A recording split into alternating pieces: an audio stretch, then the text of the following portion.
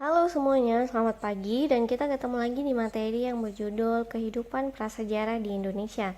Bab ini adalah bab ke-9 di mana kita akan bahas mengenai asal-usul dan persebaran nenek moyang Indonesia. Kapan dan dari mana nenek moyang bangsa Indonesia itu merupakan peristiwa penting dalam sejarah Indonesia, karena keberadaan kita di Indonesia saat ini perlu kita ketahui. Jadi awal keberadaan manusia di Indonesia menjadi zaman prasejarah yang mempunyai beberapa pendapat berbeda-beda bagi para ahli. Nah, berbagai pendapat yang bermunculan mengeluarkan yaitu para ahli mengeluarkan argumen disertai alasan yang kuat. Dan salah satu pendapat sejarawan yang nampaknya memiliki bukti dari pemikiran dan penelitiannya adalah von Heijngeldern,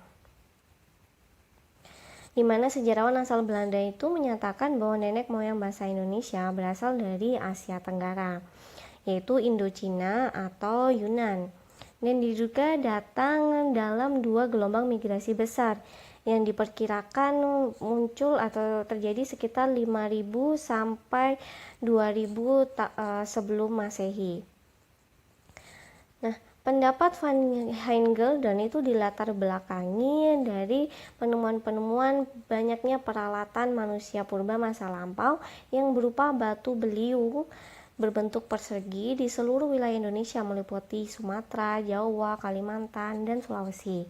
Dan peralatan manusia purba ini sama persis seperti peralatan manusia purba di wilayah Asia lainnya, seperti Myanmar, Vietnam, Malaysia, dan Kamboja, terutama di sekitar wilayah Yunan.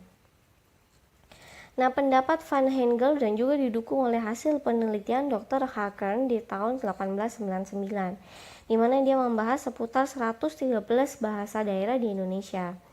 Nah, dari penelitian itu, Dr. Hakern menyimpulkan bahwa kesemua bahasa daerah tersebut awalnya bersumber dari satu rumpun bahasa, dan rumpun bahasa itu dinamai bahasa Austronesia.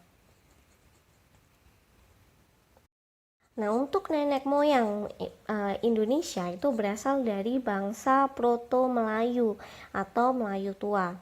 Jadi nenek moyang Indonesia berasal itu merupakan orang Austronesia yang tiba di Indonesia sekitar tahun 1500 sebelum Masehi.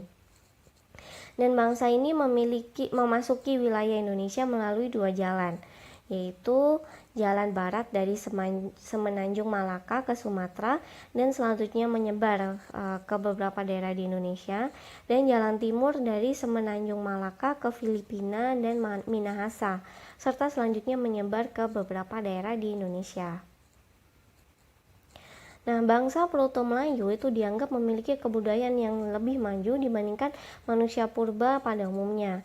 Ini dibuktikan dengan penemuan kebudayaan Neolitikum atau batu muda, di mana hampir semua peralatan mereka terbuat dari batu yang sudah bagus dan sudah dihaluskan. Kapak persegi itu merupakan hasil kebudayaan bangsa Proto-Melayu yang masuk ke Indonesia melalui jalan barat. Dan kapak lonjong itu hasil kebudayaan bangsa Proto Indonesia yang masuk ke Indonesia melalui jalan timur. Untuk kapak persegi itu banyak ditemukan di wilayah Indonesia Barat seperti Sumatera, Jawa, Kalimantan, Bali, dan Sulawesi Utara. Sedangkan kalau kapak lonjong banyak ditemukannya dan bahkan masih dipakai hingga sekarang itu diantaranya adalah suku Dayak, Toraja, Batak, dan Papua. Ini keturunannya. Nah, nenek moyang bangsa Indonesia yang merupakan orang-orang Austronesia yang datang ke Indonesia pada gelombang kedatangan kedua, yaitu pada tahun 400 sampai 300 sebelum Masehi, adalah bangsa Deutero Melayu atau Melayu Muda. Jadi bangsa Deutero Melayu datang ke Indonesia melalui jalur barat, di mana mereka menempuh Yunan atau Teluk Tonkin, Vietnam, Malaysia, hingga akhirnya tiba di Indonesia. Nah, kebudayaan bangsa Deutero Melayu itu lebih maju dibandingkan kebudayaan bangsa Proto Melayu.